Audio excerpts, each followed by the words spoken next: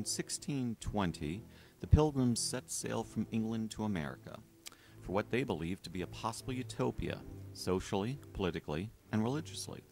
They landed in what would become Plymouth, Massachusetts.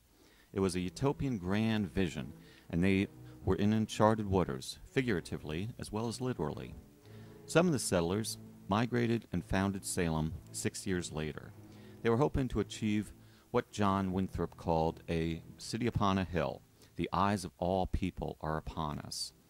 66 years later, within the span of a lifetime, this utopian dream had turned into a dystopian nightmare. Neighbor turned against neighbor.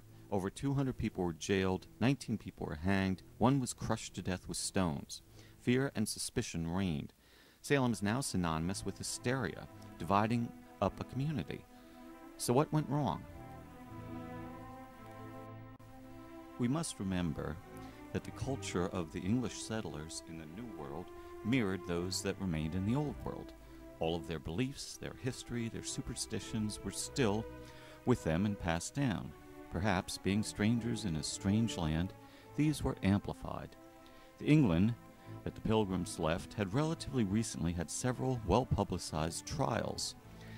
There was pamphlets, sermons, word of mouth that passed forth as information. The symptoms of the adolescents bore a striking resemblance to those that occurred at Salem. Some of those in England were determined to be hoaxes, either for the money or for a tiny bit of fame. Others were considered to be legitimate. Witches, demons, Satan, etc. were considered very real. If your healthy cow or child suddenly died, you might not want to think that God was punishing you for your sins. It might be easier that that unpopular, poor, elderly woman living at the village put a curse on you. That way, you're absolved.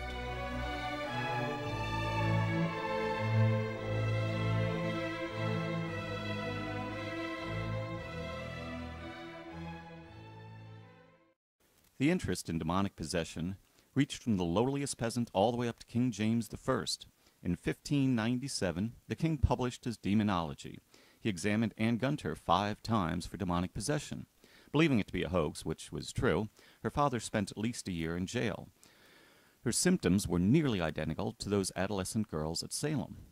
Moving up to Salem, these folk tales, real events, and superstitions collided with hysteria, distrust, fear, human nature, and surveillance. One's neighbors watched you and testified under oath what looked suspicious to them. These are some of the reasons for the dystopia at Salem. Could they have created their own utopia?